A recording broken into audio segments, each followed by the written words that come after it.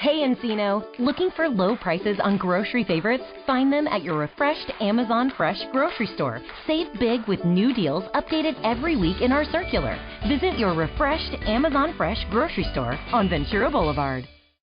Blog Talk Radio. Blog Talk Radio.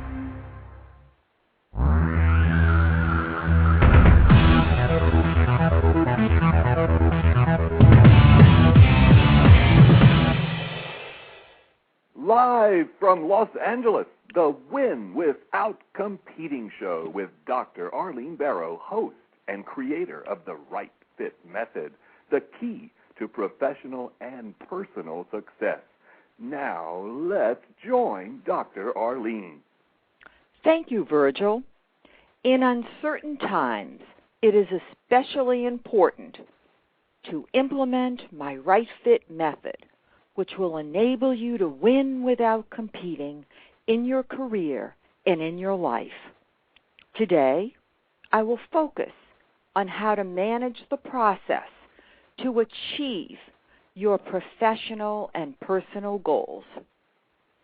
Is email the right fit tool to do that? Shortly, you will find out. A conversation. The veil of email. What is your email assumptions quotient?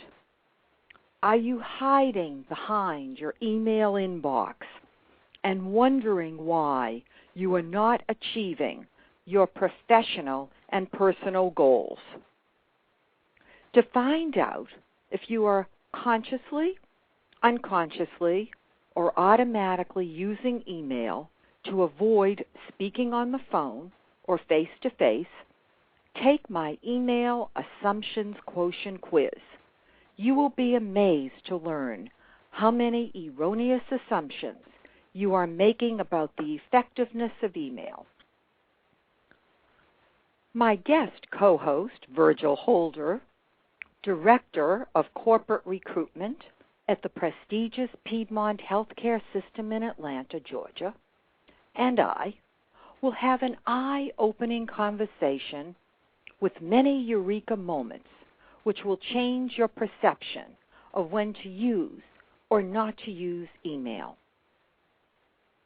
The Right Fit Method, the subject of my book, Win Without Competing, is the key to figuring out the right solutions, including emailing, in your professional and personal life.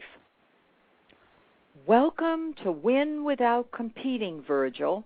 I am delighted that you are my co-host today.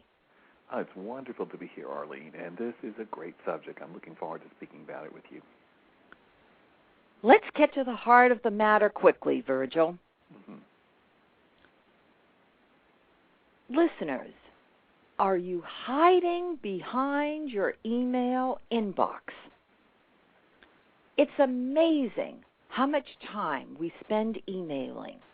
The question is, are you engaging in busy work or are you productive? Let's find out. Please take a piece of paper and write down the numbers 1 to 10. Next to each number, write T if the statement is true and F if the statement is false. Question 1. Emailing your marriage proposal is a fast, effective way of eliciting the response you want. Question 2. Emailing your resume from Burbank to Bombay will result in many job offers and perhaps a proposal. Question 3. Emailing should be used when you want to introduce yourself for personal or professional reasons to minimize rejection. Question 4. Emailing potential employers requesting interviews without sending your resume is highly effective? Question 5. Emailing should be used to clarify a misunderstanding between employee and employer or between employees. Question 6. Emailing friends and family from work to make social arrangements will save you time at home for other activities. Question 7. Emailing and leaving a voicemail are basically the same thing, so you might as well email. Question 8. Emailing should be used to resolve conflicts between your friends or among your friends, family, and strangers. Question 9. Emailing should always be selected as the first choice of communication, especially in professional situations. Question 10. Emailing is an excellent tool for employers to use to fire employees because the message can be widely distributed quickly, and employees would appreciate this approach even though they don't like the message. I hope you're taking the test too, Virgil. Yes, I am. Good. We'll find out shortly how you're doing. Yes. Question 1. Emailing your marriage proposal is a fast, effective way of eliciting the response you want. The answer is false. Think about it. Would you send a request for a receipt? How do you know the person will even get the proposal? Moreover, would you really want to receive a marriage proposal by email if the tables were turned? I don't see much romance in it. Do you, Virgil? What do you think? I think it's probably the coldest way anyone could do a marriage proposal. Yeah, I wanted to find out, when you proposed to Amy, do you mind sharing that with us? I was eager to find this out. Well, now, again, Amy and I are a little bit different situation since we had known each other since we were children. So we had developed a long personal relationship even before we were friends, and our families were friends before we ever even started dating. So I have to say I did something I shouldn't have done, Arlene.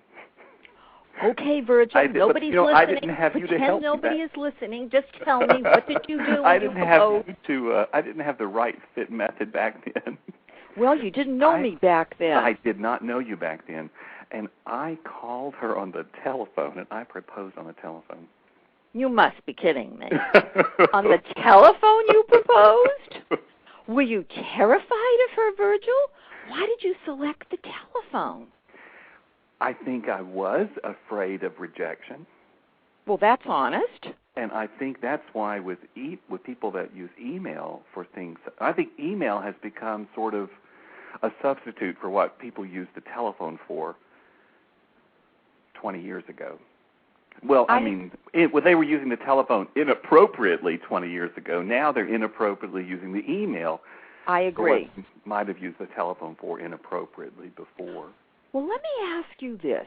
When you proposed by phone, how did she respond?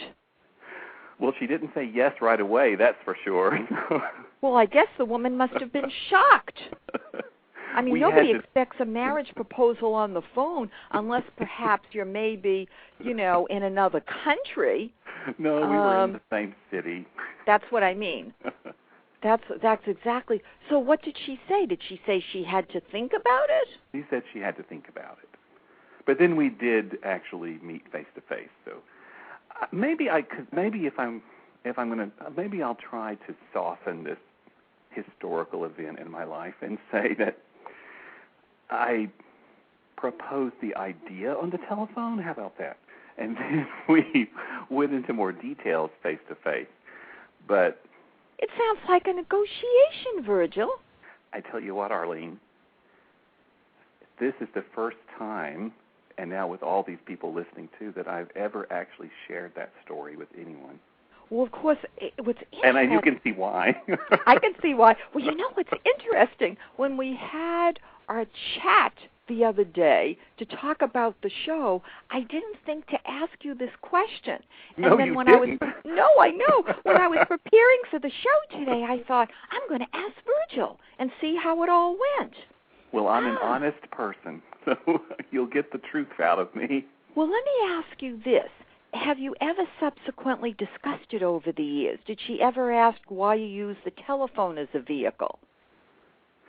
No. I think we're both sort of embarrassed about that event in our lives, and we have never discussed it. Oh, that's interesting. Isn't that interesting? Yeah. This Very is the first time I've really talked about it. Well, there's no question. So are you my therapist? No. I'm just having a good time with it because I had no idea that this is what happened. But I guess what's interesting is that you certainly can appreciate that email is not the right approach. No, and let me explain, because I can, from true experience, email is not the right approach, neither was the telephone, because I can't go back, and my wife and I cannot go back and cherish the memory of our marriage proposal. And I think the same thing would be today if someone proposed a marriage over the internet via email. How can they in the future think of that as a beautiful moment in their relationship? It wouldn't have been. No, I agree with you entirely. Well, I hope that I haven't disturbed you, Virgil, giving you this surprise question, which, frankly, knowing you, and I know what a wonderful marriage you have with Amy, I was envisioning, not, of course, making an erroneous assumption, because I certainly wouldn't do that, but I was expecting a beautiful romantic story with candlelight and flowers here. Well, I could make up a really good one, but it wouldn't be true. Okay, let me let you off the hook, and let's go to question 2. Emailing your resume from Burbank to Bombay will result in many job offers and perhaps a proposal. Mm. Of well, course. I believe that has to be false also, Arlene. Absolutely. Because in essence what's happened, Virgil, the person has basically jumped into a gigantic ocean. Who will find that person? I know at Piedmont you receive, what, more than 6,000 emails? Actually, more than 6,000 applications. So okay. People apply for specific jobs that are posted, and we receive over 6,000 that are actually specifying a particular job. But then you also get unsolicited, right? We do. But what do you do with the unsolicited? And the 6,000 is over what period of time? In 1 month. In 1 month. Mm-hmm. So, I mean, look at what you receive annually. Oh, you're talking about 84,000, right? Yes. Now, if a resume arrives unsolicited, 90% of the time the resume just goes into oblivion. Because since we are dealing with so many resumes that are actually specifying an open position that we're currently trying to fill, it's enough of a job just to manage those. It's really beyond the ability of most employment offices or recruitment offices to manage unsolicited resumes. That's why most companies now have policies that they officially don't consider an applicant or an application unless they've specified a particular position. Okay, so let's say you're receiving annually between approximately 70 and 80,000 resumes. Are there any particular months where you're receiving more? Does it matter what month it is? It does. It is a little bit seasonal. It tends to drop off a little bit, say, from Thanksgiving through New Year's, because people are more interested in other things, and they're deciding, oh, well, I'll just wait till after the first of the year to apply. Okay, all right. But we did see, when the economic problems came to the fore around the fall of last year in particular, things got a little worse. Then we saw a great increase in applications because people were losing their jobs, and then they were looking for jobs, and they were desperate. In particular in healthcare, where healthcare used to always be such a stable employer, with the economic situation of the past, say, 6 to 8 months, healthcare has been actually hit by that pretty hard, and very few hospitals haven't suffered to some extent by it, by having fewer patient visits, decreasing their need for nurse recruiting. So nurses actually, what I find mainly, which is kind of sad because nursing is such a glorious profession, but I find a lot of nurses now are looking for jobs.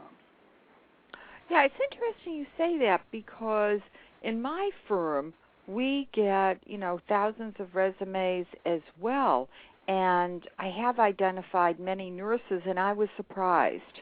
Mm-hmm. Definitely surprised. I didn't expect that. Nurses used to be able to get hired, period. They would just show up, and they would get a job. Yeah, you're saying that they didn't worry too much about the caliber, Virgil? Actually, I don't think a lot of hospitals worried a lot about the caliber. I think they just needed nurses, and they decided they would figure out how to train them and make sure they fit in after they got them. But one thing I think Piedmont has, one positive thing, Piedmont, because there has now been so many nurses to pick from, we've been able to be much more choosy, and we've actually established even service excellence goals based upon hiring a higher caliber of person for all the positions in our health system. So what's happening with the nurses that are coming out of school? Are you taking the seasoned nurses? Are you taking the new nurses? Or you're not putting that in the equation and just selecting the right fits according to the skill set? Well, the major hospitals in Atlanta all require, at least the ones I'm aware of, all require that the nurse have at least 1 to 2 years bedside experience before they hire them to become a bedside nurse in their hospital. So the new graduates don't have that. Now, most of the hospitals had very well-developed residency programs, which they operated. They would bring in the brand new graduate, and they would put them through a training program, which then meant they would be hired by that hospital. But the hospitals don't have as many jobs as they used to have. They don't have as many openings for nurses because nurses who are working have become more stable, because nurses tend to be an employment group that moves around a lot from hospital to hospital, depending on if some other hospital offers a better shift or offers or more money. Oh yeah, no, I mean that's notorious. They'll make a jump. Oh no, the nurses are very. They're very mobile. Mobile. That's a lovely way of saying it. Yes, they're mobile, but they're not now. so mobile now. No, because they don't have choices now. Yeah, no, I know. It's a difficult time. So it's very difficult for the brand new graduates because there aren't enough residency slots and thus then openings for a new graduate to work their way into a hospital. There aren't enough in Atlanta anymore for those that are graduating from the nursing schools. So you would agree that emailing your resume from Burbank to Bombay, that it's highly unlikely it's going to result in a proposal then. Am I correct, It's Virgil? highly unlikely, because a person just needs to be very specific about the job they're marketing themselves for, rather than expect the employer to figure out what job the person should fit into. I know we've discussed that before, where you've had conversations where people have called you and asking you to basically figure that out. Where would they fit into the hospital? And you had to explain that they were supposed to figure that out. Am I correct? That's correct. I'm happy to serve at times as an employment counselor, but that's not what my real job is. So. Yes, no, I know that. I think you're frankly an unusual senior HR executive to take your time to help people. Well, I can give you an example today, actually, that happened today. I had a voicemail, not an email. I had a voicemail from a candidate. She spoke beautifully, and she said, "I've gotten your name, Mr. Holder," and she didn't explain how she got my name and number, but she had it. She said, "I have applied for the marketing coordinator position, and I just received my email from your applicant tracking system telling me that I was no longer being considered." And then she very succinctly said, "May I ask that you call me and we talk before you make your final hiring decision?" Oh, my. And I thought, well... She could ask the question. She can ask me. She could ask, but it doesn't make any sense. But she presented herself such that I thought, well, I want to see what she has to say. So At least she said it in a gracious way. It was because I know very you've gracious. had situations where they haven't been too gracious, and I know we've talked about you had to increase security around the HR department because of the belligerent nature of the candidates.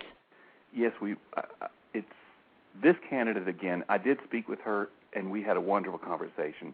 She wasn't right. She wasn't the best fit for the job, but we had a nice conversation, and I encouraged her to continue to think about us as a future employer.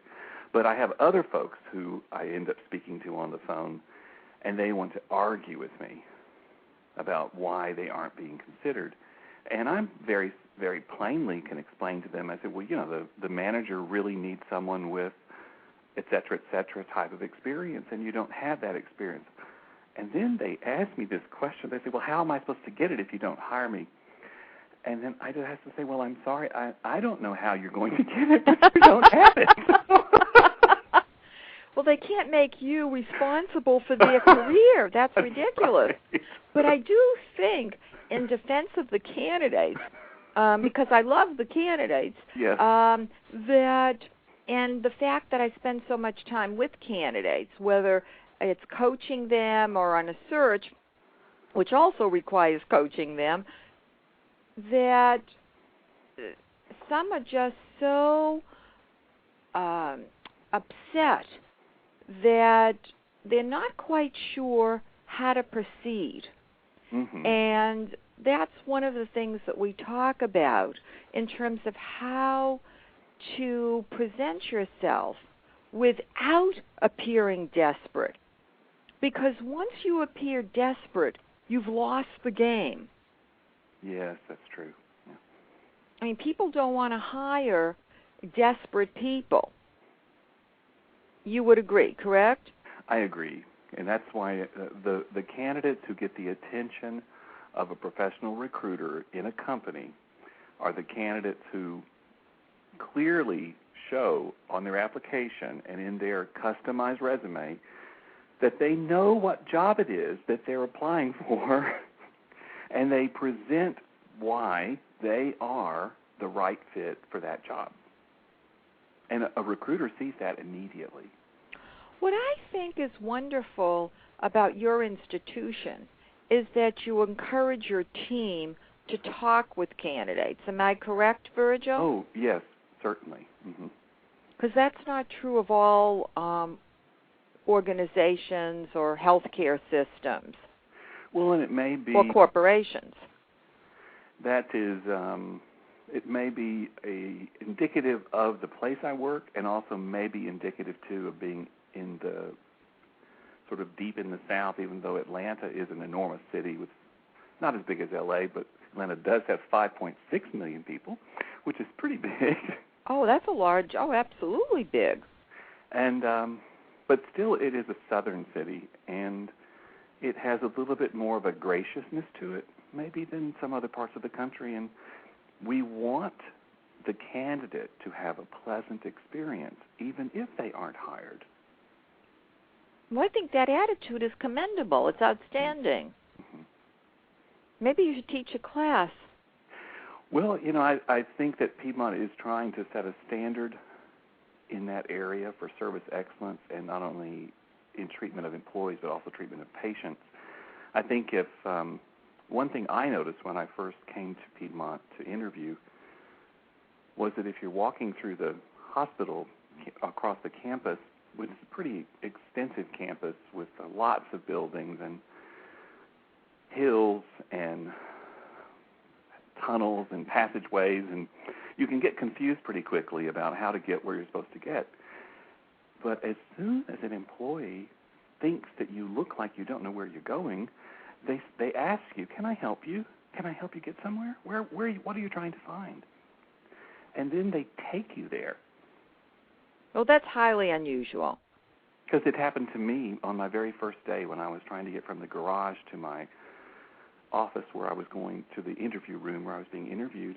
I had people just say, "Hey, can we help you? Where are you going?" You're going to encourage all... It's unique about the place, yes. Well, I think you're going to end up encouraging all our listeners to contact you, Virgil, because you made it sound so lovely. Well, they can apply online at piedmontcareers.org. Great. Going further, question 3. Mm-hmm. Emailing should be used when you want to introduce yourself for personal or professional reasons to minimize rejection. Well, it is true. It could minimize rejection, but it could also result in no response. Because, again, email has an anonymous quality to it. In rare instances, some people are able to present themselves so that you do see their personal brand. But interestingly enough, with respect to the professional side of this, the kinds of things that I'm reading are becoming, unfortunately, over the top, and in some instances, outlandish. Mm-hmm. Because in the quest for separating themselves out, they're selecting strange things to do and to say. For example, why would you, at the top of your resume, say that you would pay for total relocation? Why would you tell somebody that off the bat?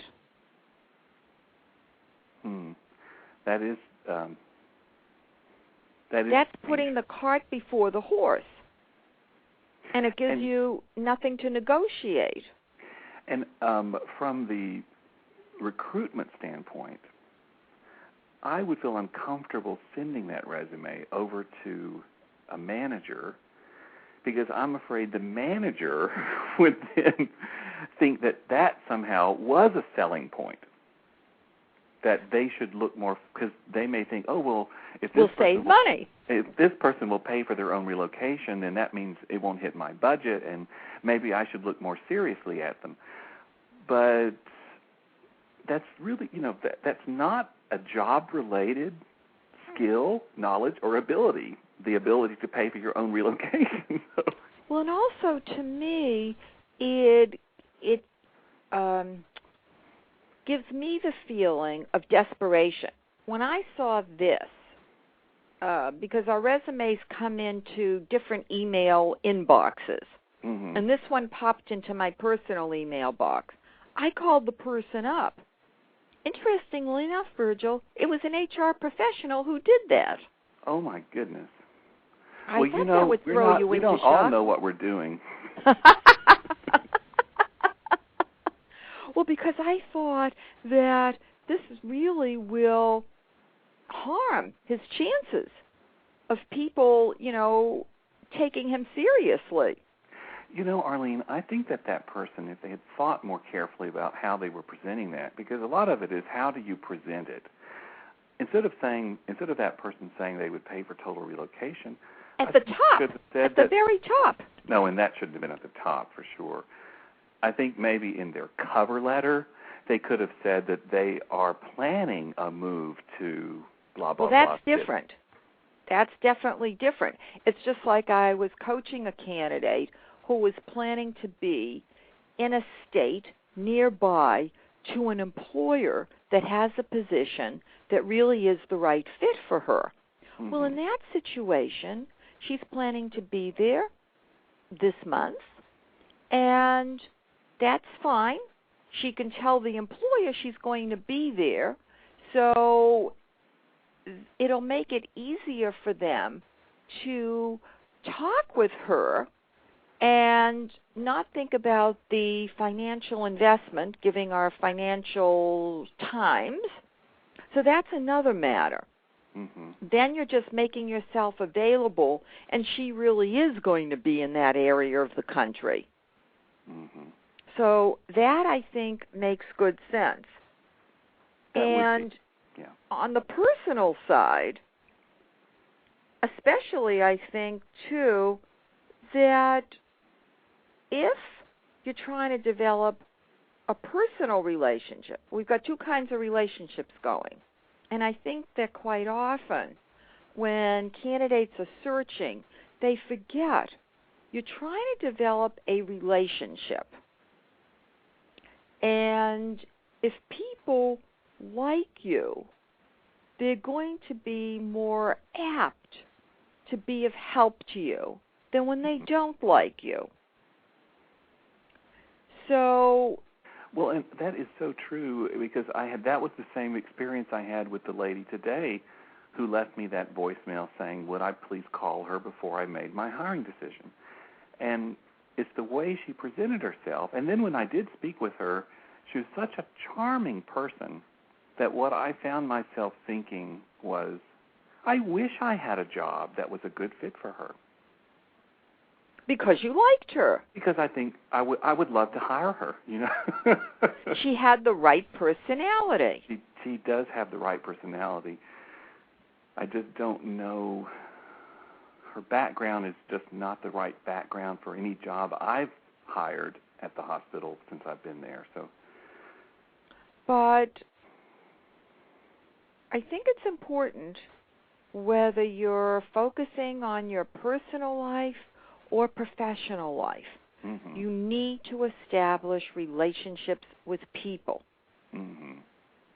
By picking up the phone and introducing yourself, you start the relationship building. I think the only time I've used email at the beginning of a relationship, and maybe this is not the right way to do it either, so help me out here, but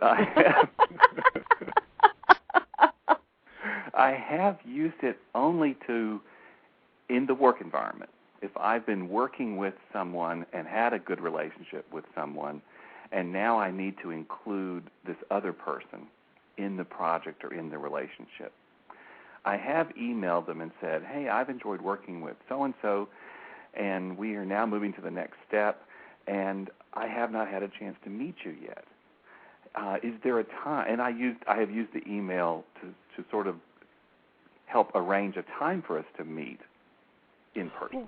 Well, I think that's a good example, but you knew that person. Yes. Right. So. Well, at least I was aware of them. It was someone in my own company. Right. Did they know who you were? Do you know? Yes. They Okay. had heard of me. They had heard of me already, yes. Fine. Well, that's another matter. that's not the kinds of things that are popping over the email, where strangers are asking peculiar things via email. So your implementation of the email, because it's a tool, the voicemail is a tool, the email is a tool. These are tools. The question is, how do we use them? And as we continue talking, we'll get into that a little further. No, what you did made good sense. I think that's fine. Did you get a fast response when you did that? I did, immediate. Well, that's good. That's good. Well, you're also very good at being very gracious in terms of creating an email. You have a nice touch to it. You do put in your own personality to it, so it doesn't sound anonymous. It doesn't sound like a boilerplate email. And I think that's another thing that people have to think about. Are they sending out a boilerplate? Are they personalizing it? Are they making it too long? Are they making it too short? What are they doing to engage the person in a response? I think the majority of people, Arlene, are extremely untalented when it comes to creating an email. I agree with that. And no wonder they get themselves in trouble from their emails. Well, as we go further, we're going to talk about some of the troubles people get into. Question 4. Emailing potential employers requesting interviews without sending your resume is highly effective. False. That definitely would be false. Absolutely, definitely. One, employers don't want, we talked about just sending the resume, period, okay, unsolicited, unless it's targeted to a position.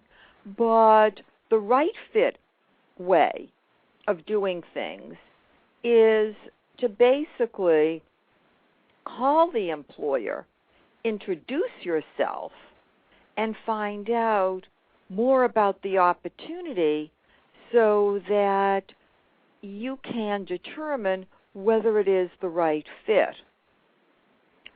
In my book, Win Without Competing, I talk about that phone introduction with the goal of setting up a time to meet and then sending in your resume. When you do that, you can then tailor the resume to that particular opportunity.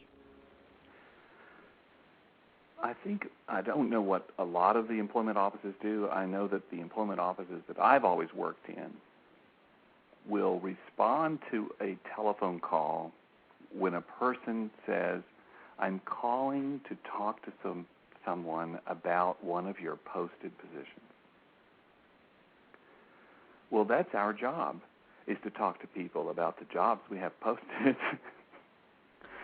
So a person can get in. A person will make their way through the telephone wall, and they will talk to a person in my office if they approach it that way. But you know what's interesting, though, Virgil? Some of my clients have told me that when they've called HR departments across the country, they're frequently told that the only thing they need to do is to send in their resume, and that they will not provide any conversation or any more information. Yeah, thankfully, I've never worked in one of those offices. That's why I'm saying that you've been very fortunate that hasn't been the posture of HR departments that you've run. Going further, question 5. emailing should be used to clarify a misunderstanding between employee and employer or between employees. False. Think about it. If you start communicating, you basically are recording the exchange. If the exchange becomes heated and you say things that you don't want to say, then the employer has all that information. Do you really want to do that? Tell us some of your experiences, Virgil. Well, in all of the offices I've worked in HR, I have had staff members that needed coaching on avoiding conflict with each other via the Okay, you've had it with the HR people avoiding conflict with each other. Even within the HR department, yes. Yeah, no, that's interesting. I'm sure our listeners want to hear more, Virgil. And so I tell you, even when I first went into HR, I had not been using email in a professional manner, and I hadn't been using it professionally. I'd been using it just for personal reasons. But once I was in HR, now all of a sudden all this communication was going back and forth, and people were sending me questions, and people were sending me complaints via email.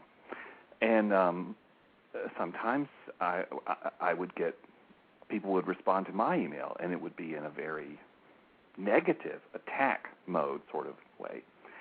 And so one thing that my boss back in those days taught me was never write an email if you're upset, because it will always just make the matter worse.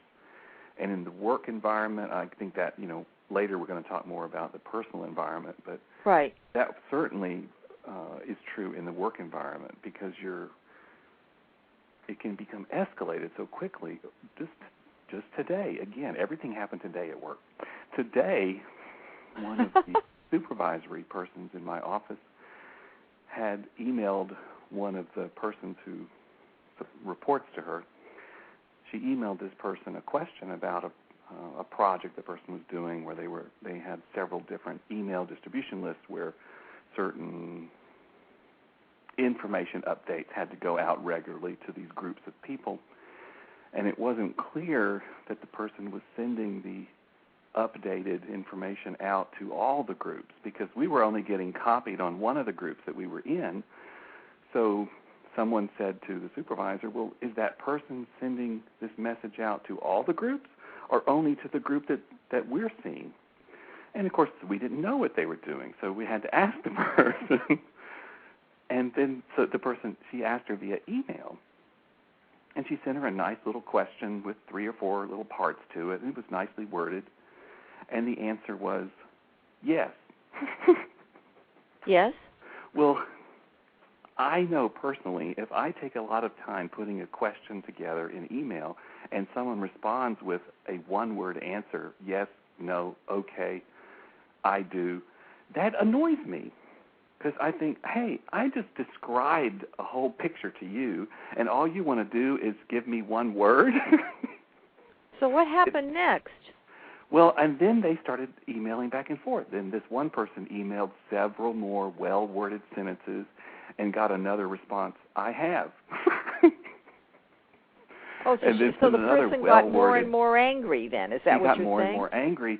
And then after this went back and forth 3 times, then she sent me the email chain and said, see how she responds to me? How lovely. So I don't, what was going on there? I don't think the person doing the one-word answers was angry or mad. I think she thought she was answering the person's questions. Right. She didn't know that she should be elaborating. But the person who was sending the long questions didn't take it that way. And I think that's an example of how dangerous email is, because we interpret the email that comes from the other person. We attach emotions and feelings to the email. Well, that's why even when though you're they're not talking there. with somebody, you can then correct things very quickly. If you ask the question on the phone and the person answered you with a couple of words or one word, you'd say, well, I really need some more information. Could you expand upon that? Well, and even if we look at this situation today, if the person had written back and said expand upon it? Well, I'm thinking if, they work in adjoining offices, they didn't have to be sending emails back and forth. Yeah, why didn't they have a meeting and sit down and talk? I think that's an example where email becomes a veil that you just use to quickly get something taken care of. But you can't always often when you try to take care of something quickly with email, it causes other problems. I think if she had gotten up, walked to the lady's desk, asked her the well-worded question, and even if the lady said, yes, I have, she would have seen her face, she would have seen all of those other signs as to really what was her attitude. And if she said, yes, I have, then, and if it wasn't clear, she said, so do you mean you've sent the distribution list out to these 3 different groups? Yeah, I have. I really have. I've been doing it. I've been doing it all along. So are you going to tell us how you're going to resolve this now? Well, I didn't have a chance to speak with her today, but tomorrow I can speak with the employee and explain. And help her understand, we don't know, we can assume that this is, I'll tell her, I said, I understand why you are irritated by it. Right. But that's you're going to suggest that the next time she walk over to the person? Right. And I think it goes back to what my boss had told me at my previous job. The first time you get a response to your email that incenses you, never send another email. Either get up and go talk to the person if they're close enough to you, or pick up the phone and talk to them. No, I agree. I think that's wonderful advice. Question 6. Emailing friends and family from work to make social arrangements will save you time at home for other activities. That may be true. However, you may be full-time at home because your employer may fire you. Yes. Not the right way to do that. Absolutely not. Work is for work. Well, not only that, in some companies, they have departments that observe your whole email behavior.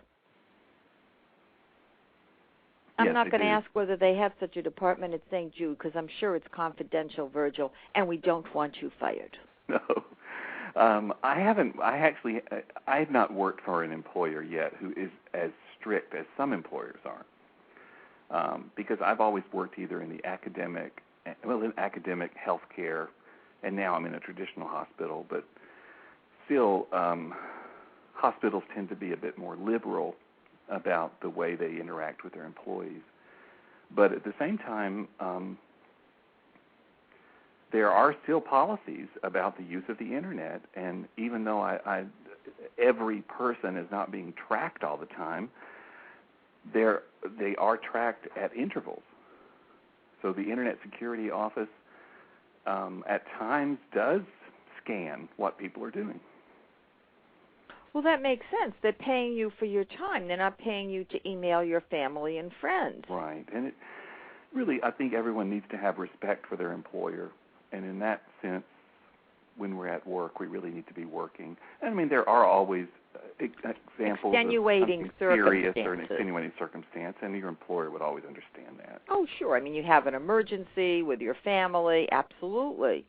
But if you're shopping on eBay, I don't think that's what the employer is going to think that that's a dire emergency, even though you may consider it a dire emergency. You may really need that right away. Absolutely. Question 7. Emailing and leaving a voicemail are basically the same thing, so you might as well email. False. There's a significant difference between emailing and leaving a voicemail. On a voicemail, people can hear whether you express yourself well. They can hear the tone of your voice. They can sense whether you're an upbeat personality, whether you have personality. A voicemail is an extremely important tool to use. Your thoughts, Virgil? Yes, I would agree. Again, I suppose if the world was filled with people who could write beautiful emails, we might be in a different world. But it is so easy for the email to not accomplish what you think you're trying to accomplish. And it's certainly not going to build a relationship. No question. Even, for example, with the lady today who left me the voicemail, and then later I called her, if she had emailed me, what I likely would have done was simply email her back and thank her for replying and encourage her to continue to go to apply on our website and look for jobs that she feels are a good fit and apply for them. So that you never would have given her a second thought. It's only because she left the voicemail that you gave her a second thought. That's right. It's because of the way she presented herself on that voicemail, I thought, well, I'm going to call her back. Now, I do find, I have sometimes vendors leave me voicemails. I have found, I don't know if you run across this, Arlene, sometimes vendors leave voicemails now, and they simply say, hello, this is Bob Jones. Call me at blah, blah, blah, blah, blah. Yeah, I know. I don't know what that's all about. I had one that was so rude in the way she would say it, and I would just, erase that voicemail. Then she'd call me again the next day. Hello, this is so-and-so at blah, blah, blah. Call me. This is my number. I have something important for you. And I really did, or she'd say, I really need to talk to you. And then I thought, well, is this a vendor or is it not a vendor? Maybe it's one of my customers that's upset, and she doesn't know how to tell me that. So I did finally call this person because they kept leaving me these annoying voicemails, and she was just as annoying when I called her as she was in the voicemail. But she wasn't an inside person, right? No, she was a salesperson trying to sell a product. And I said, I did call you because I wanted to let you know that I don't ever want you to leave me a voicemail again because you annoy me. It's interesting. I did that with somebody who literally must have left me 20 of these voicemails. Somebody who was trying to get me to hire her to promote me on radio shows. She didn't know that I had my own radio show. Mm-hmm. And I called back, and I left a message because she never picked up, telling her she should never call me again. Mm-hmm. But you know what happened? She then called again. So did this person. You're kidding. Yeah, she then called me numerous. I've actually called her back a second time. I did too. Said, don't call me again. I have told you, you are really getting on my nerves, and I'm never going to work with your company. Oh, well, I have a lot of people to call. I'm sorry. And then a few days later, I get another voicemail from her. This is so-and-so for blah, blah, blah. Call me. No, I think they're unconscious. They're truly unconscious. It's just a rote response. Here's the list. You're going to keep calling till somebody says yes. Well, that doesn't make any sense. I remember you mentioned when we were talking once before that some that you actually have even encouraged some of your clients that if they're trying to talk to someone at one of the companies, to not leave a voicemail. That's correct. That's try to get the person. And I think that is a good thing. That's a good thing. Yeah. But sometimes... I don't want them to leave voicemails unless they have no alternative, because voicemails become annoying. You can't keep leaving, 3, 4, 5, 6, 8, 10 voicemails. That's not good. No. But some salespeople are doing that now. I know. So I keep seeing on my caller ID, Phoenix, Arizona keeps calling me. Well, and it's the company call of desperation.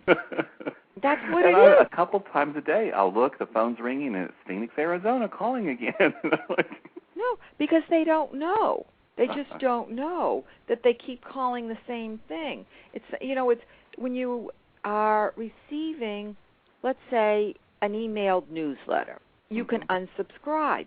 But we've unsubscribed and we've also then received it again. Did you have that situation? Which I can't understand. There are some organizations that we've unsubscribed to several times till they finally stopped. So they won't let go of you.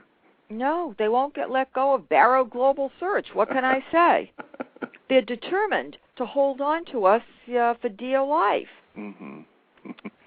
Question 8. Emailing should be used to resolve conflicts between your friends, family, and strangers.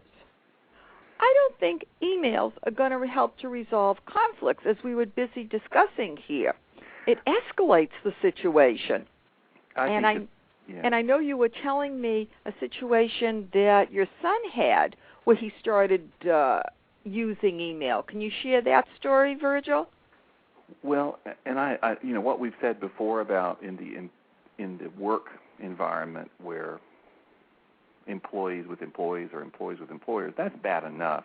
But it gets even worse when we're talking about people that we actually do know personally. Right. Especially family members. Right.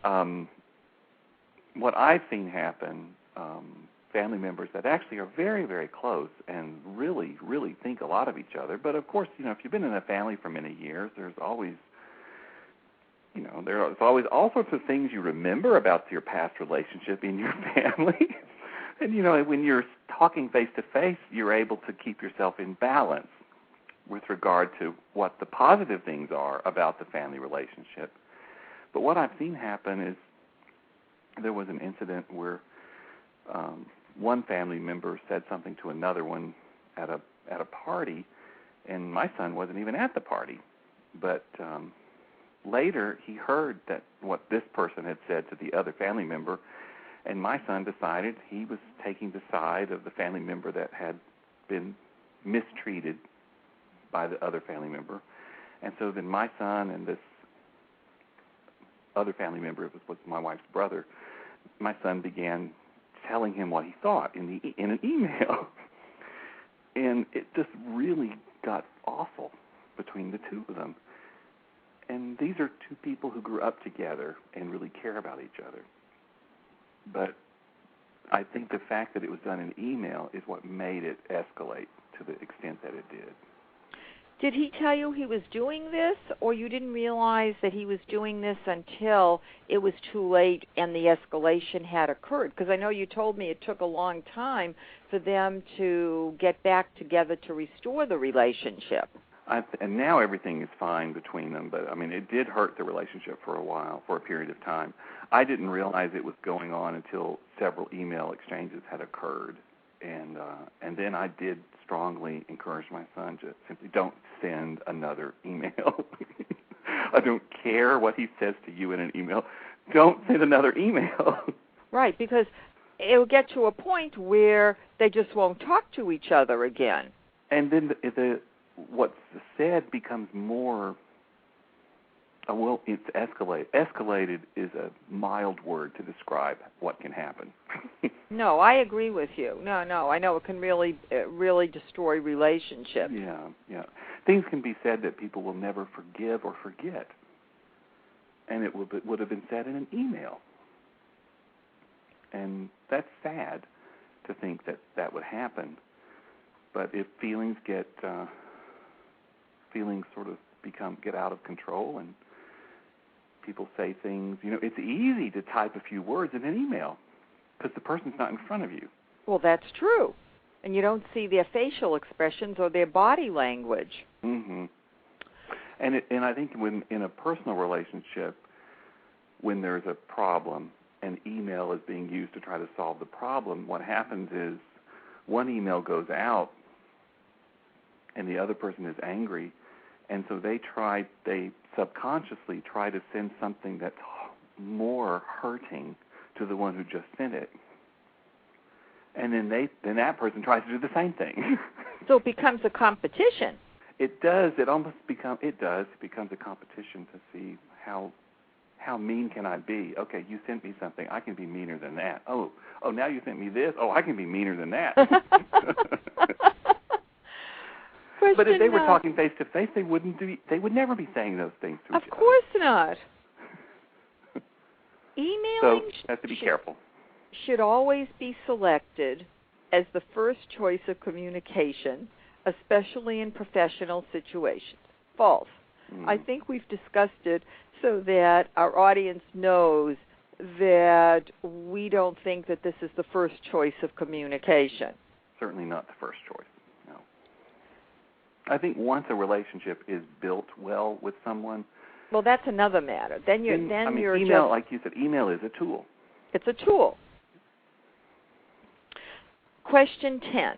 Emailing is an excellent tool for employers to use to fire employees because the message can be widely distributed quickly, and employees would appreciate this approach even though they don't like the message.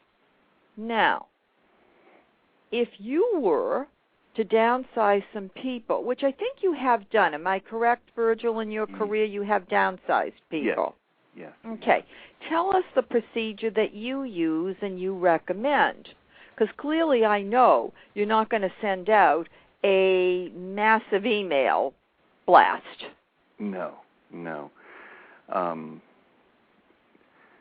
First, the decisions as to if, for example, let's say a company has, and I've worked in companies where maybe there's a particular, let's say we have a job called clinical partner, which is sort of like a patient care assistant.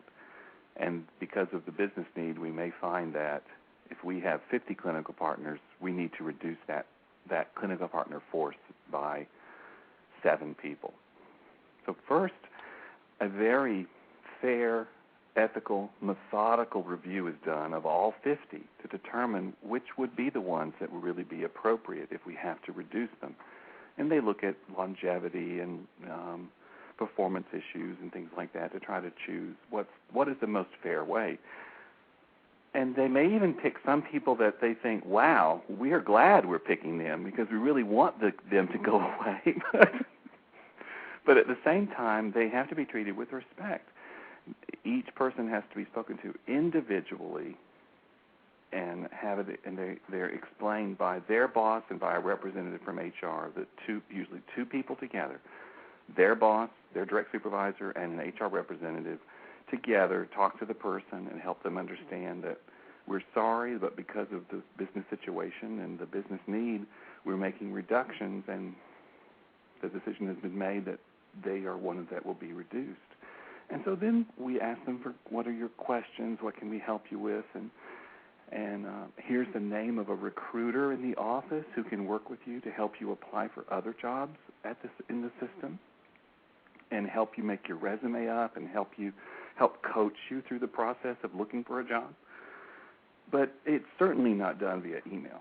It's done in person and as kindly as possible.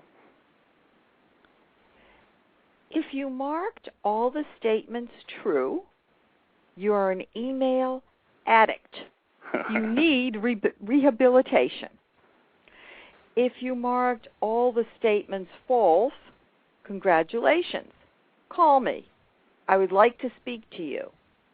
My direct line is 310-441-5305.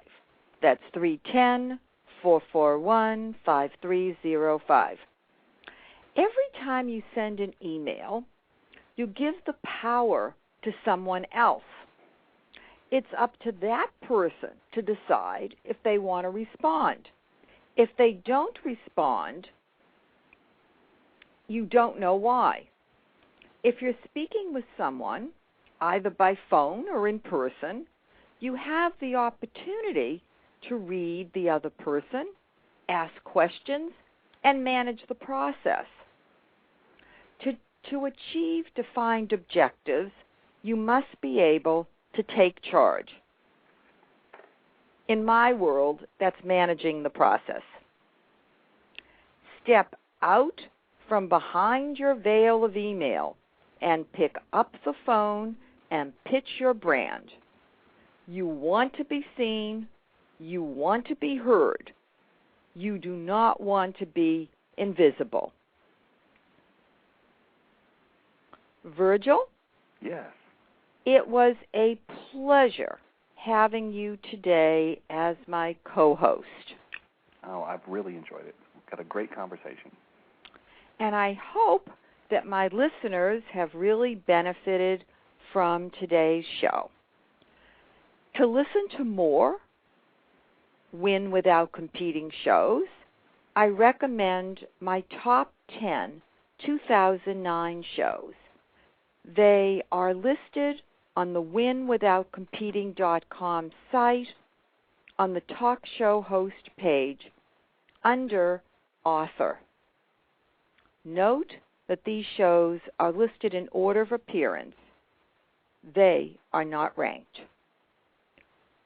While you're on the WIN site, I suggest visiting the home page and signing up for my professional and personal newsletters to learn more about how to implement my Right Fit method.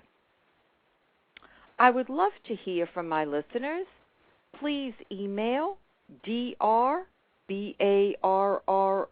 that's Dr. Barrow, at winwithoutcompeting.com or call 310-441-5305. If you are living in Southern California, I invite you to attend my keynote address, Brand Your Brand, at a luncheon on Monday, March 8th, commemorating International Women's Day. To learn more, visit the Beverly Hills Greater Los Angeles Association of Realtors. The event is featured on the homepage. Their website address is B like in boy or B like in Barrow, HGLAAR.com.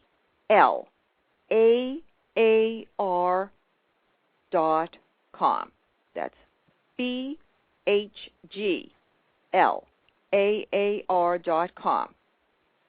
Even if you are not a realtor, you can register to attend. Brand Your Brand will be an important presentation. To learn more about the Right Fit method, my book, Win Without Competing, and me as a professional speaker, visit winwithoutcompeting.com. For information about professional mentoring and personal mentoring, visit drbarro.com. That's drbarrow.com. And for executive search services, barrowglobal.com. That's barroglobal.com. Remember this trigger tip. Walk down the Right Fit road, and you will find professional success and personal happiness. Thank you for listening to my Win Without Competing show. Goodbye for now. This is Dr. Arlene.